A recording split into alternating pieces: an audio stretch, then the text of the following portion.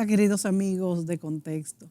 Amigos, hoy queremos analizar la propuesta educativa del candidato de la presidencia de Argentina, Javier Milei, después de su triunfo en las elecciones PASOS, que es la modalidad que ellos celebran de elecciones primarias. En este caso, son elecciones primarias abiertas, simultáneas y obligatorias que preceden a la contienda electoral de ese país por sus siglas, PASOS. Quisiéramos conocer cómo funcionaría este sistema de vouchers que plantea Milei, un político que pertenece a la coalición La Libertad Avanza, se llama. Queremos analizar sus ventajas y sus desventajas.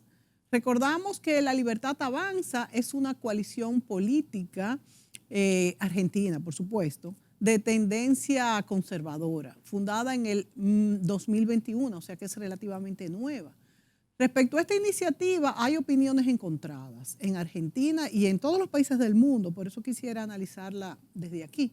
Es un sistema de vouchers que también es conocido como el cheque escolar y fue planteado por primera vez por el economista Milton Friedman en su ensayo El papel del gobierno en la educación, nada menos que en 1955, hace muchos años.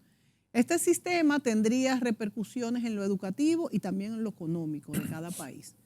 Y traemos, amigos, este tema a colación porque en la República Dominicana hemos dicho muchas veces que el sistema educativo tiene que ser repensado y reestructurado porque hasta ahora no hemos conseguido que los estudiantes graduados de la educación preuniversitaria alcancen niveles básicos, y esto lo han demostrado las pruebas PISA y las pruebas regionales en nuestro país.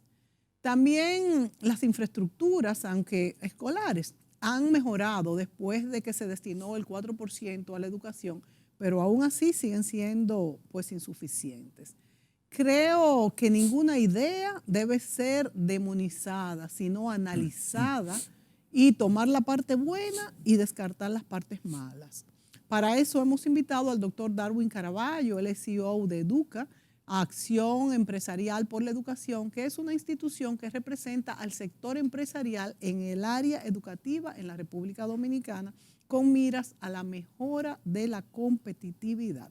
Bienvenido, Darwin. Muchas gracias, un gusto volver a estar aquí en Contexto contigo y con tus televidentes. Gracias, Darwin, qué bueno tenerte aquí. Creo que eres una persona muy analítica y eso nos interesa siempre. Desde Educa, donde tratan de realizar una labor muy importante para la educación. Y quiero analizar contigo, Darwin, desde tu perspectiva y desde la perspectiva de Educa, ¿cómo ves esta propuesta? E independientemente de que sea buena o mala, ¿podría ser aplicable realmente en países latinoamericanos o en un país como la República Dominicana? Bueno, Mónica, primero déjame decir que esta propuesta que hace el candidato de La Libertad Avanza, Javier Milei, a las presidenciales de la República Argentina no es nueva en el sector educativo. De hecho, en América Latina se ha aplicado en Chile con suerte desigual.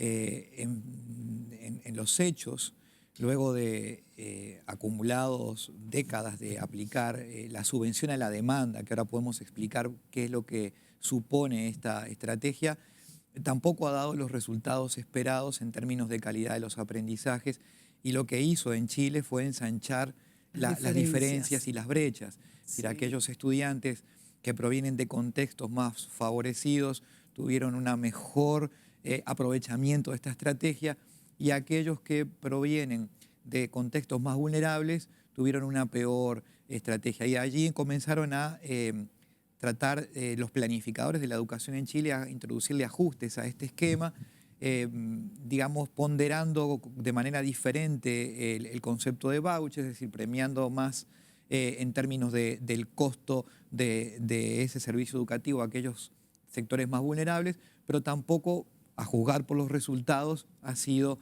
beneficioso, a pesar que Chile sigue siendo de los países que mejor se desempeña en la región latinoamericana, que es una región que se comporta como un bloque, y a mí me gusta siempre utilizar la figura del pelotón del ciclismo, porque En el ciclismo hay un conjunto muy importante que corre esa carrera, siempre hay unos que se despegan, hay un pelotón en el centro y hay unos rezagados. América Latina es el continente rezagado en materia educativa. Sí. La propuesta que hace Javier Milei al respecto está asociada a un principio que sí compartimos con él, que es el fracaso del Estado docente. Es decir, el Estado que es juez y parte, que define las reglas y que además ofrece el servicio educativo.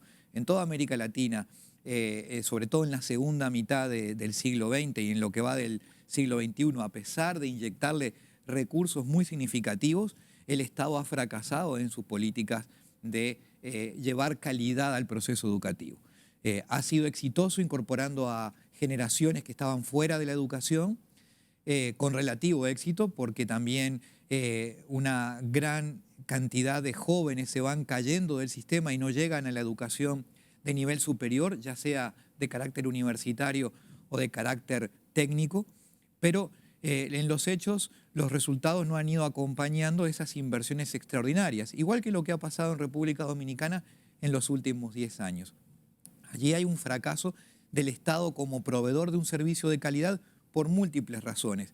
Y la solución que se está intentando plantear es, pues démosle la libertad a las familias de elegir a qué escuela quieren ir sus hijos. El Estado les da un voucher, por eso, un recibo, como un cheque equivalente a un costo para financiar con ello aquel centro educativo que ellos entiendan que sus hijos merecen ir.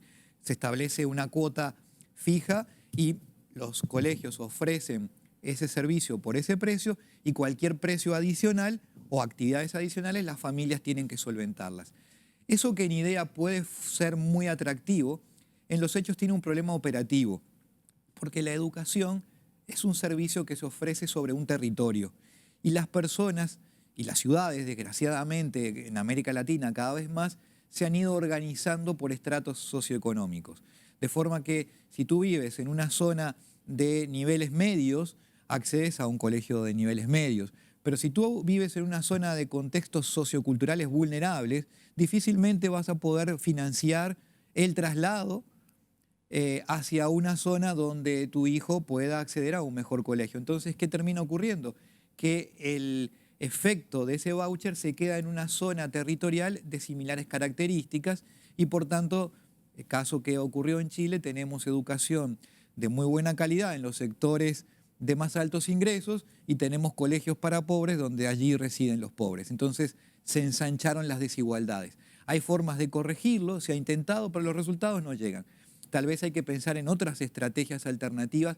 Lo que sí creemos que es acertado de Javier Milei es pensar en llevar más grados de libertad y de devolverle a la familia la autonomía y la autoridad de decidir qué proceso educativo quiere para sus hijos. Allí hay una buena oportunidad, pero tú bien lo decías, esta idea originaria del gran economista Milton Friedman, premio Nobel de Economía, ya tiene más de 50 años, vamos camino a los 70 años de esta idea.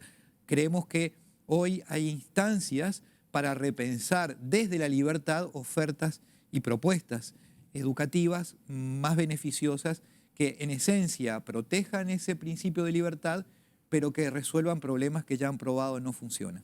Bueno, la verdad es que conocer que en Chile ha sido probado este método y no ha dado resultado, no nos prende unos bombillos de alerta, indudablemente. Ahora bien, yo no entiendo bien cómo, si es ley de oferta y la demanda, por qué en sectores deprimidos no hay una iniciativa privada de poner un colegio mejor y se quedan en la mediocridad por ser un colegio, por ser una zona deprimida. Eso no lo entiendo bien.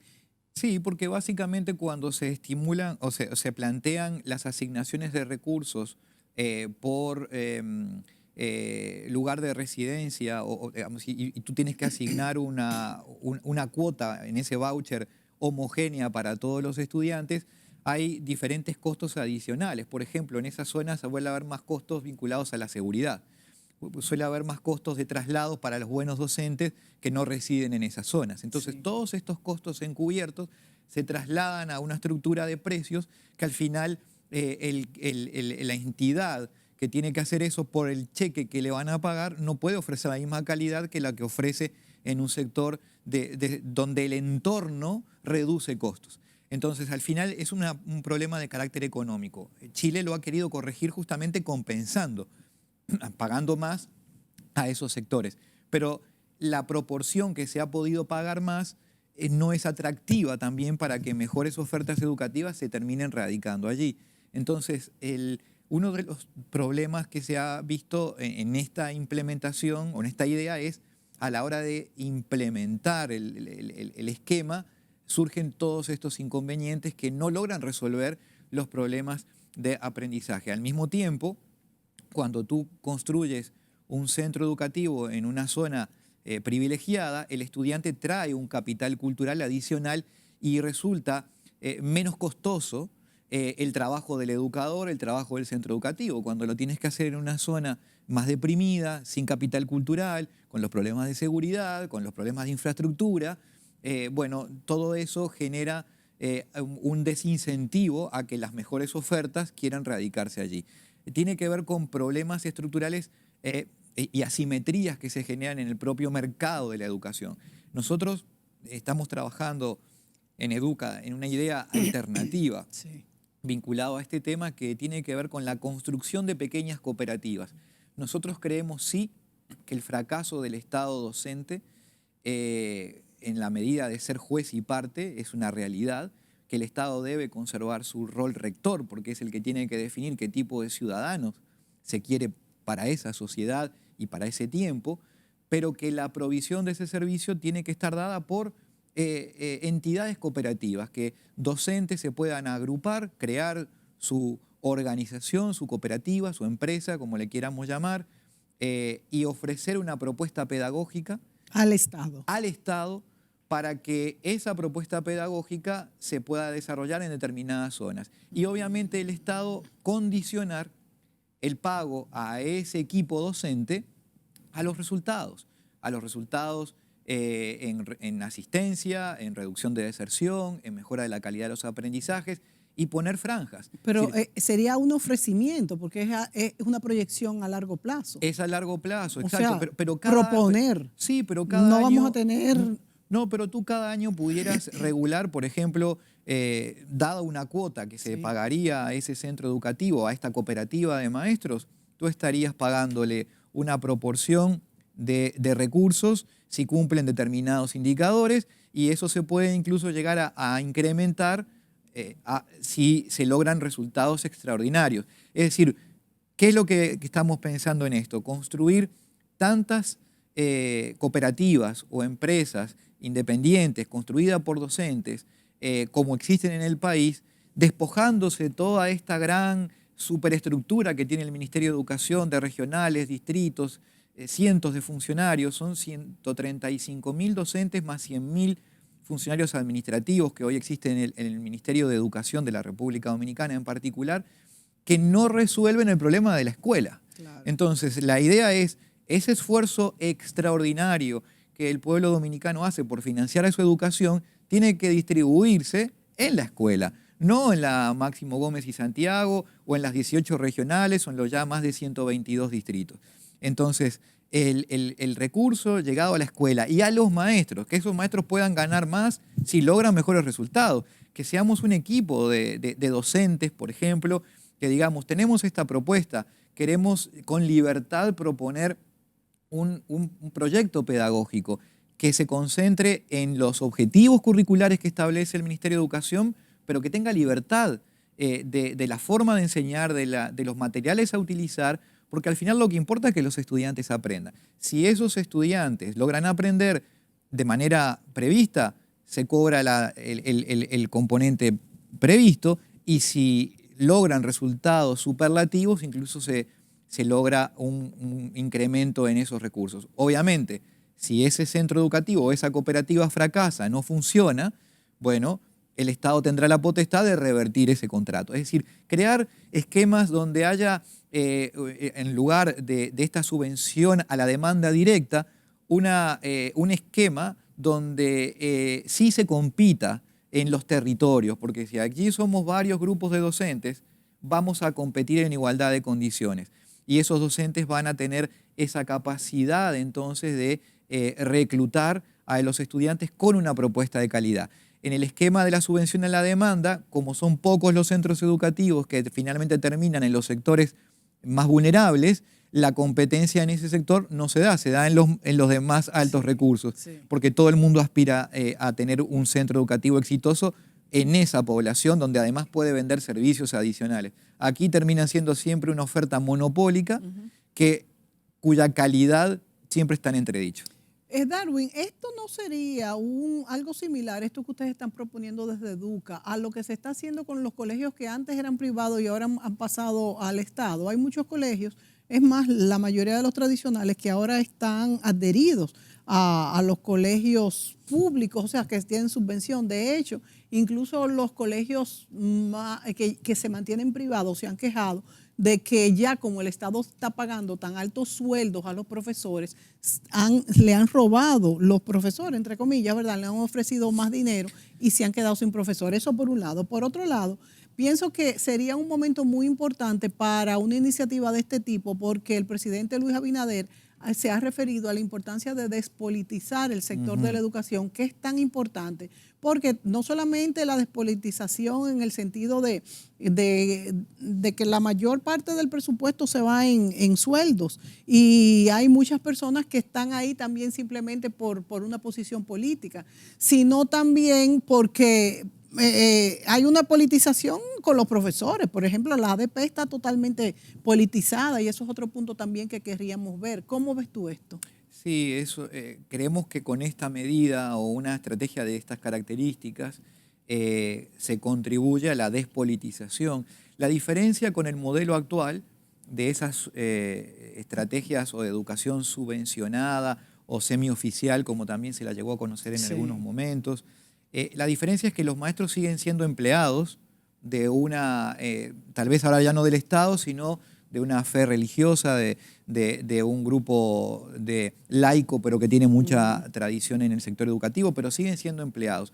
Lo que nosotros creemos que hace falta es, y que contribuiría a la cultura también, es plantar la semilla del sentido empresarial, en el sentido más etimológico de la palabra, en los maestros, es decir, a emprender. La desgracia que hemos tenido en América Latina es que los docentes de la educación, en lugar de avanzar hacia un proceso de profesionalización, han ido construyéndose en una visión colectiva como proletarios del sector educativo, como meros trabajadores, como aquellos que simplemente venden su fuerza de trabajo y su tiempo a un empleador que generalmente los explota. Esa es la visión anacrónica que tenemos que cambiar. El objetivo de esta propuesta y de similares, donde ahí sí comulgamos con Javier Milei en el sentido de la filosofía que está detrás, es de plantar en cada docente el sentido de innovar que va de la mano del emprendimiento. En la sociedad actual, un docente lo que más tendría que hacer en el estudiante es inspirar a innovar y a emprender, porque el mundo del trabajo ya no es el que nos educaron a nosotros, más o menos previsible, más o menos rígido. Sí. El mundo laboral está cambiando de tal manera que la única forma de sobrevivir en el mar de incertidumbres que le va a tocar afrontar a las generaciones actuales es sembrando la semilla del emprendimiento y de la innovación, que son dos caras de la misma moneda. Tú no puedes emprender sin innovar y muy difícilmente puedas innovar si no tienes un espíritu emprendedor.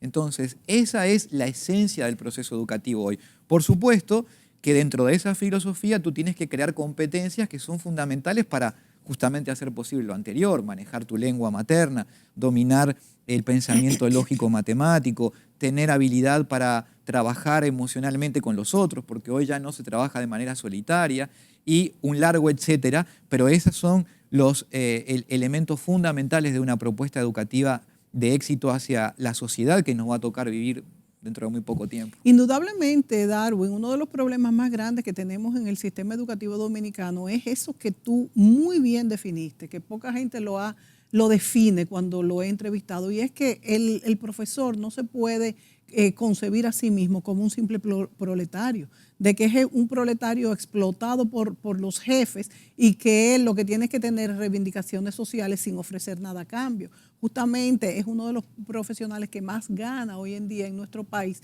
y estos aumentos se ha criticado que se han dado sin recibir nada a cambio, o sea, no se mide por resultados, y esto hace la diferencia en el alumno. Entonces, si el profesor, que también pasa con los médicos, son dos gremios en los que tenemos estos problemas. De hecho, en la ADP, ¿cuándo fue que se firmó el último convenio? 24 de julio, hace muy poquitos días. Y ya están invitando a huelga. Ya está en algunos segmentos o territorios en huelga, lo cual es una tragedia y es una tomada de pelo a las instituciones. Es decir, en este momento hay localidades en las que la docencia está parada, cuando hace poco más de un mes el presidente del sindicato mayoritario, el profesor Hidalgo, junto con el ministro de Educación, pero ante la presencia y testigos como el presidente de la República y el defensor del pueblo,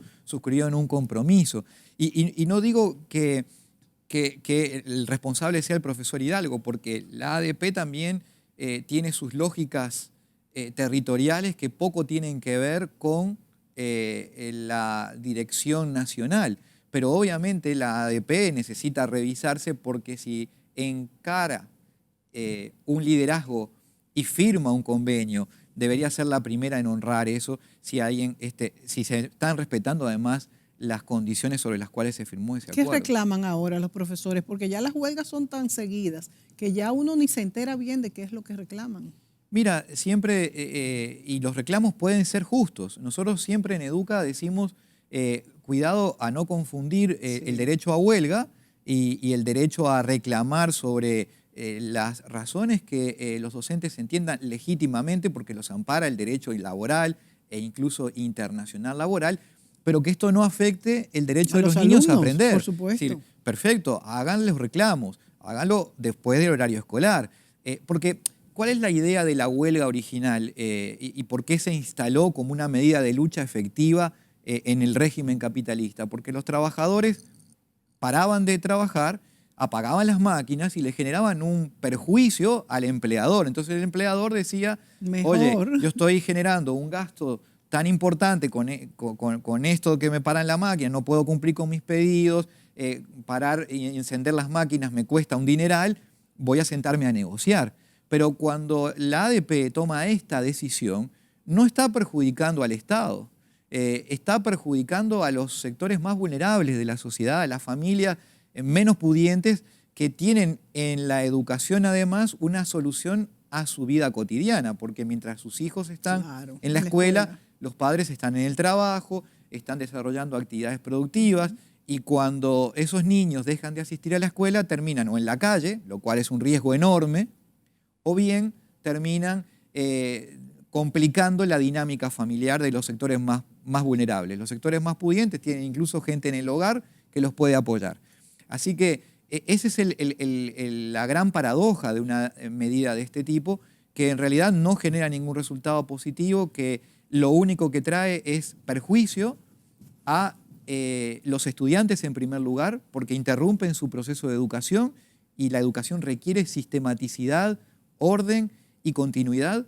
Y por otra parte, solo en salarios docentes que no se dictan, el Estado pierde por día 684 millones de pesos. ¡Wow! 684 millones de pesos. A eso debiéramos sumarle el monto de las comidas que se prevén y que se terminan botando o no utilizando o quedando en mal estado porque no se consumieron, dado que los estudiantes no asistieron. O sea, es una medida absolutamente incomprensible con los efectos que tiene, y por eso siempre desde Educa nosotros le decimos a los colegas de la ADP que creen mecanismos innovadores de reclamo. No puede ser que perjudicando al propio sistema vayan a generar sus propios destinatarios, beneficios. O sea, por supuesto, porque ellos mismos van a tener peores resultados como maestros. Absolutamente. Entonces tenemos ¿Qué hay de cierto, Darwin, en algo de hecho delicado que he escuchado decir algunos, se supone que conocedores, de que la ADP muchas veces por no dejar de percibir una cotización de un maestro, prefiere dejar a un maestro que no sea bueno dentro de sus filas, dado que hay tantos casos? Bueno, ese es el problema cuando un sindicato actúa como bloque y no tiene la capacidad de identificar las realidades concretas y de ganar credibilidad frente a la sociedad cuando justamente se corresponden con evidencia hechos que deben ser castigados por todos.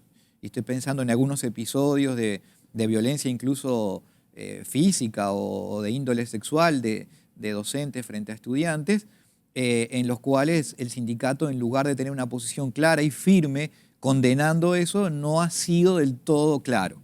Eso puede crearle, sí, tal vez un sentido de más homogeneidad entre sus afiliados, pero lo termina desacreditando frente a la sociedad.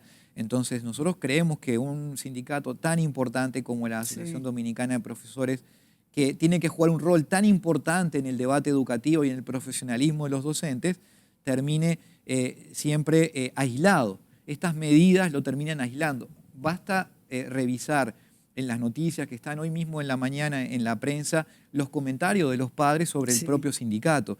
Creo que eso debiera hacerle reflexionar a la ADP, de decir, la sociedad hoy está haciendo un esfuerzo muy grande por pagarnos, se le ha incrementado 2.1 veces más el salario respecto a 2013.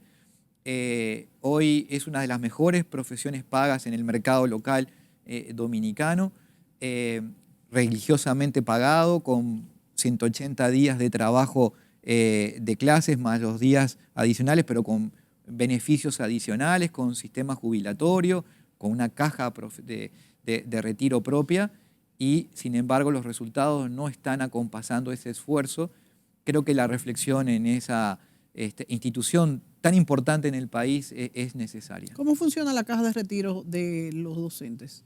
Bueno, la caja de retiro de los docentes es específica, es el Instituto Nacional de Bienestar Magisterial, el INABIMA, que por ley fue creado, que además nosotros hemos hecho un estudio actuarial hace unos años ya presentado advirtiendo de los problemas que tiene estructuralmente ese esquema. Lo tenía ya en el diseño y lo tuvo después de los ajustes que se le introdujeron porque no es sostenible en el tiempo.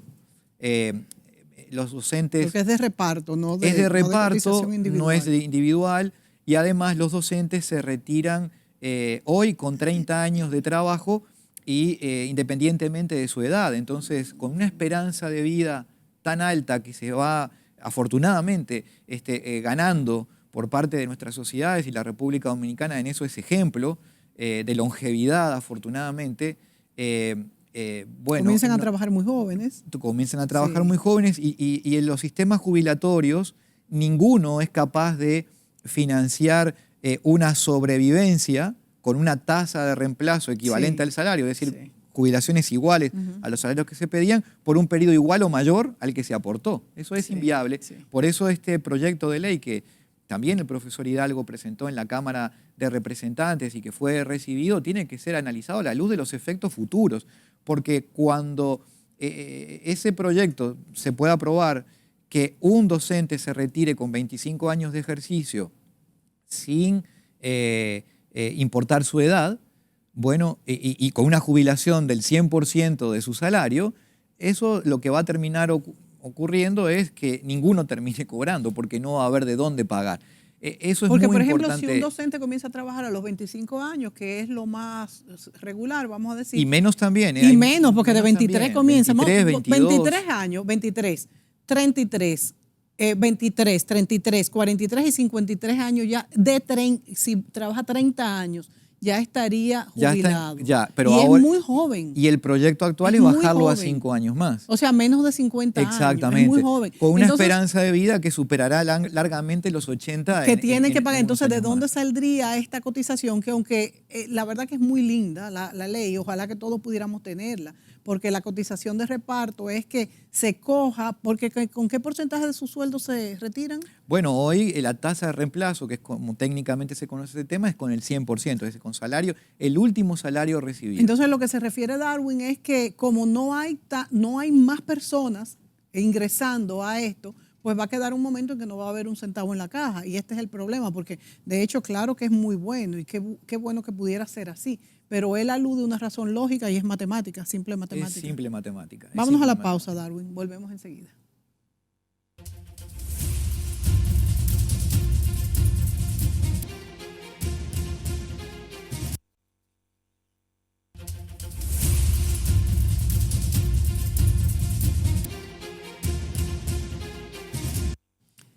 Nos encontramos aquí con Darwin Caraballo, CEO de Educa, una institución dedicada a cómo mejorar la educación en la República Dominicana. Y hablamos de la propuesta de Javier Milei, candidato a la presidencia en Argentina, que obtuvo pues muy buen ranking en las elecciones pasos. Y explica Darwin que en Chile este sistema de cheques al estudiante ha existido en Chile. En Chile no con buenos resultados. Entonces, vuelvo un poquito para atrás, Darwin, refiriéndome a esto, a que Chile, háblame un poco de este sistema, porque Chile, a pesar de ser definida como la perla latinoamericana en cuanto a la economía, también sabemos que, bueno, hemos tenido 3 años terribles, o tuvimos antes de las últimas elecciones, con todas estas quemas de las estaciones de metro, estas protestas, y justamente una de las causas de todo esto, además de la subida aquella del pasaje de unos centavos, que creo que fue pues simplemente una explosión, pero una de las causas más importantes ha sido la desigualdad en la educación. Entonces, este sistema había sido tratado de aplicar sin éxitos ahí. ¿Por qué una sociedad tan puntera como Chile ha tenido estos grandes problemas en la educación? Bueno, es un problema complejo y de difícil respuesta. Uno puede ensayar hipótesis o algunos supuestos de qué puede estar detrás de esto. Primero decir que el sistema, cuando decimos que no resultó la aplicación de voucher en el caso de Chile, es decir, sí lo puso a la vanguardia de América Latina, pero está muy lejos de donde Chile quiere estar y de lo que necesita como país de desarrollo. Entonces, no dio los resultados esperados. No dio los resultados esperados. Y lo que sí quiero marcar es que ensanchó las desigualdades. Entonces, eso es un tema muy importante. Claro. Chile es uno de los países más desiguales del mundo, no solamente de América Latina, que es una región ya de por sí mismo. Claro, sí. Chile es uno de los países con mayores índices de desigualdad y justamente en una región ya de por sí muy desigual como es toda América Latina. Las razones por las cuales el modelo de desarrollo de Chile se ve truncado es complejo.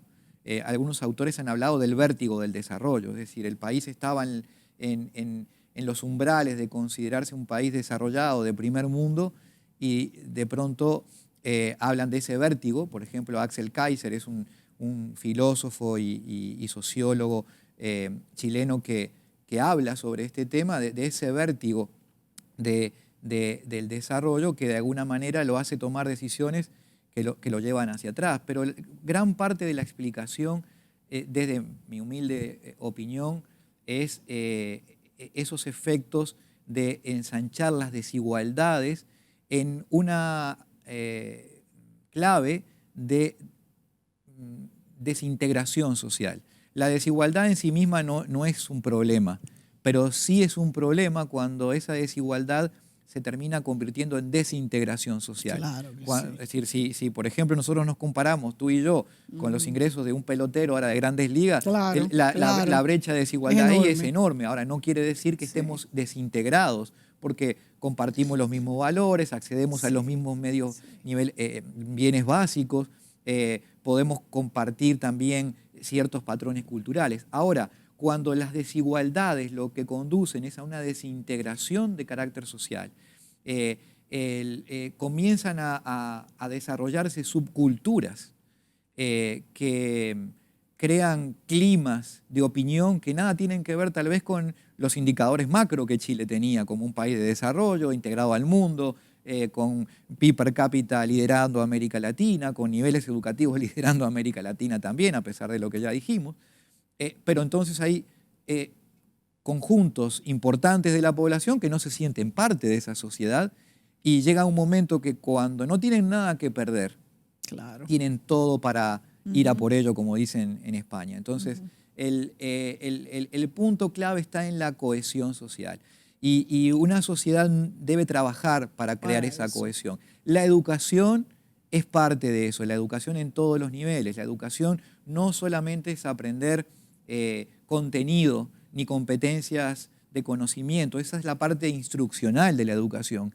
Pero la tarea más relevante del espacio educativo, del tiempo que los estudiantes y las familias le ceden a los docentes para que cultiven el cerebro de sus hijos, es la construcción de ciudadanía, es la generación de sentirse parte de un conjunto de la cual se comparten identidades culturales, se comparten valores, se comparten formas de cosmovisión del mundo.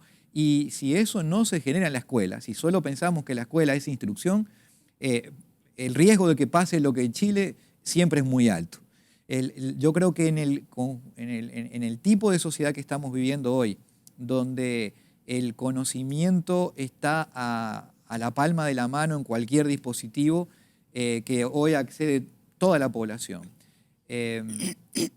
Lo importante es allí el pensamiento crítico, sí, las habilidades para poder decodificar mensajes y poder transmitir sus ideas, pero sobre todo tener un sentido de comunidad y de ser parte de una sociedad. Eso es lo que el Estado como tal debe seguir regulando, seguir generando como rector de una política educativa donde tiene un rol que cumplir. Luego, la provisión del servicio no necesariamente debe ser el Estado y hemos visto en los últimos 30 años que eso le ha generado un conflicto de interés, porque es el que regula y el que ofrece el servicio. Eso nunca funciona bien.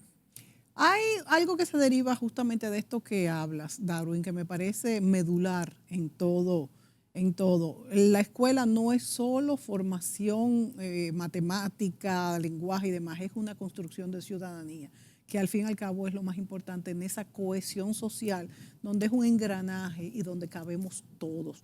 Que justo lo dijiste, lo que pasó en Chile, pues a nadie, el que no tiene nada que perder puede hacer cosas que no nos convienen, que no le conviene a la ciudadanía. Entonces hay un tema que se deriva de esto directamente y es el currículum. ¿Cuál debe ser ese currículum? Que justo Milei habla de que haya libertad curricular. ¿Hasta dónde es posible una libertad curricular? En un país, por ejemplo, como la República Dominicana, hemos hablado mucho de la variación del currículum, de que se está trabajando en eso, que nos falta, que si tratamos ética, que si ya la ética no está en los colegios. En un momento donde tú muy bien lo has dicho también, Darwin, donde hay una poca previsibilidad, porque todo está cambiando muy rápido. Lo que es hoy no va a ser dentro de 5 años. ¿Cómo proyectarnos? Es difícil. Bueno, la libertad curricular de la que habla Javier Milei tiene mucho más que ver con su posición filosófica anarcocapitalista que con una posición realista sobre una sociedad posible. Nosotros creemos que una sociedad, si quiere y aspira a definirse como tal y a constituir, por ejemplo, lo que se entiende por República Dominicana, hay valores, hay identidades y hay aspectos que deben ser predefinidos por un ente que los represente a todos. Y de alguna manera eso lo logra el Estado a través de las instituciones democráticas que son electas por el conjunto de los dominicanos. Entonces, ahí está el valor que ejerce un Estado rector de una política. Ahora, ¿dónde están los grados de libertad? Sí, en las metodologías. Es decir, yo no debo por qué, si le pido a una escuela que fomente el nacionalismo, que cree la identidad cultural dominicana, que valore la cultura, la música y el arte de este país, que aprenda los conocimientos básicos para desenvolverse en la vida futura, no tengo por qué decirle cuál es el método, cuál es el proceso, qué debe dictar el primer día de clases o el último. Eso es una planificación centralizada, que no funcionó en ningún lado del mundo. Cuando se quiso aplicar siempre terminó fracasando, siempre. Porque los seres humanos tenemos una vocación natural a la libertad y solo cuando nosotros tenemos acceso a la libertad podemos alcanzar nuestro máximo nivel de expresión y de talento, porque es en la libertad en la que nos descubrimos. Ahora, ese tipo de libertad tiene que estar medida para que justamente se protejan el derecho de todos y no aparezcan siempre los free riders o aquellos oportunistas que bajo esos esquemas quieren beneficiarse exclusivamente. Entonces ahí es el rol del Estado. Tiene que decir, bueno, usted en el ejemplo que te ponía de la idea que Educa está promoviendo, está construyendo con una serie de intelectuales, es esta idea de démosle la libertad al centro educativo, a su propuesta pedagógica, a organizar el currículo, a organizar incluso cómo se estructuran los estudiantes. ¿Por qué debemos seguir pensando que los estudiantes tienen que estar organizados en función de su edad cronológica? Si sabemos hoy ya con la neurociencia que los estudiantes tienen diferentes grados de desarrollo intelectual independientemente de la edad. Digamos, hay grupos, pero no necesariamente eso tiene que ver con primer grado 6 años, segundo grado 7 años, tercer grado 8 años. Entonces, si una escuela quiere trabajar y experimentar con ese modelo, pidámosle que cumplan con los requisitos de resultados, es decir, que sepan leer, que puedan desarrollar un pensamiento crítico, que sepan trabajar en equipo, que cultiven una cultura de paz, pero luego de la forma en que lo hagan no debiera preocuparnos.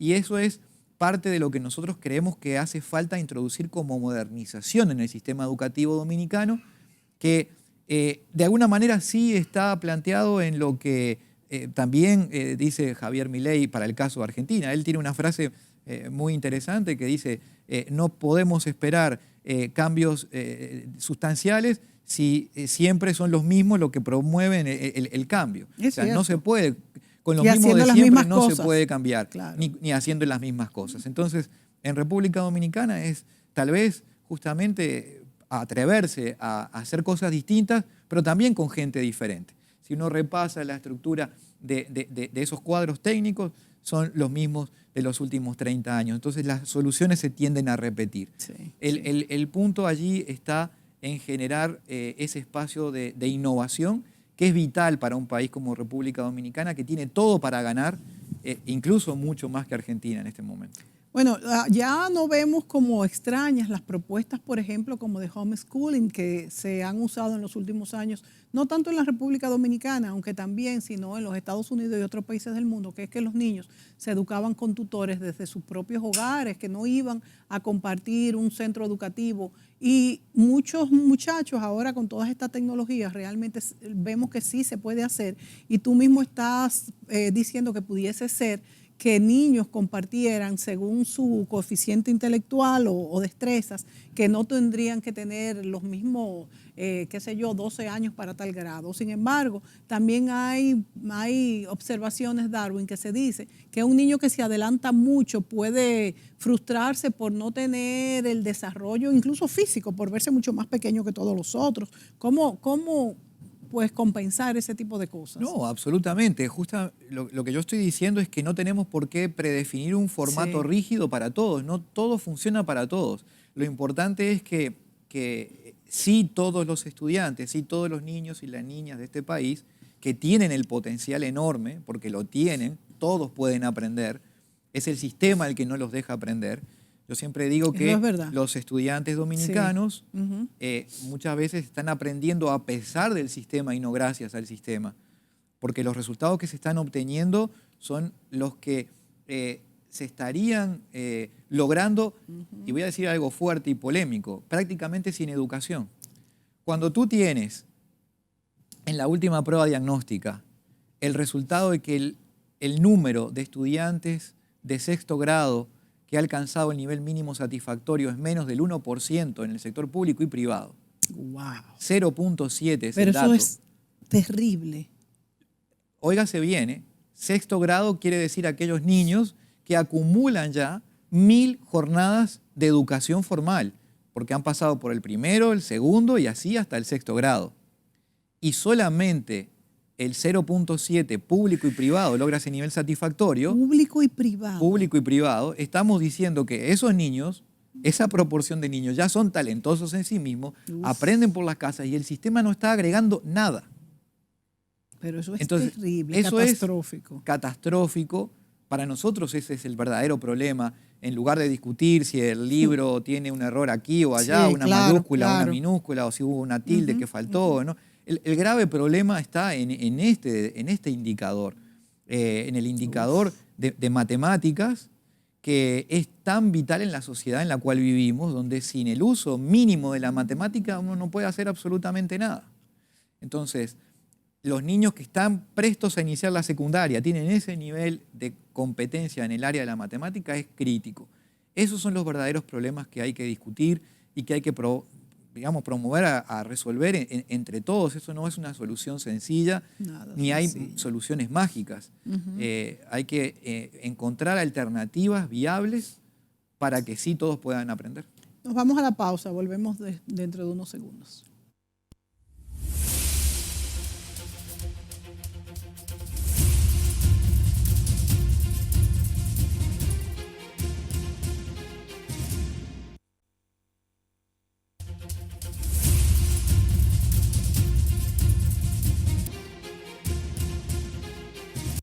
Amigos, hablamos de uno de los temas más importantes para el desarrollo de nuestro país, la educación. Darwin Caraballo nos acompaña y nos da noticias un poco, bueno, si pudiera combinar estas dos palabras, poco y catastrófico, ¿verdad? Que no combinan. Pero vamos a decir, para suavizarlos, un poco catastróficas, de que las pruebas diagnósticas arrojaron un aprovechamiento de un 0.7% en matemáticas. Sí, en el nivel y antes de la pandemia, le preguntaba yo fuera de la pausa, un 4.2. 4.1. O sea que tampoco es que era gran cosa, porque yo digo, bueno, cuidado si bajó demasiado durante la pandemia. Ese es el volumen de estudiantes de nivel público y privado del sexto grado de la educación primaria que se ubica en el nivel mínimo satisfactorio. ¡Wow! Increíble. Hay alguna buena noticia, no todo es malo.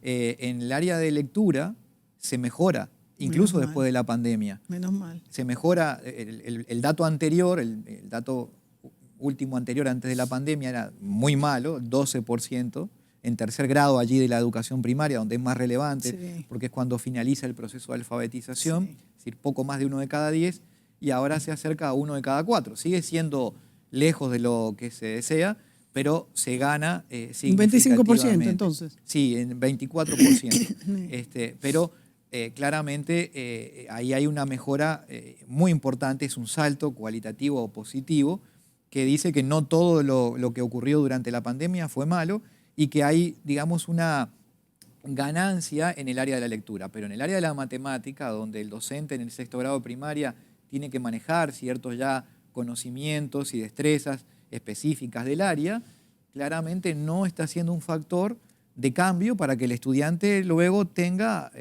la capacidad de demostrar que domina esa área. Claro, es que señores, cuando un jovencito de sexto grado va sin los conocimientos necesarios adquiridos, ya que va a ser en el bachillerato, y entonces se arrastra a la universidad o a cualquier estudio técnico esto mismo.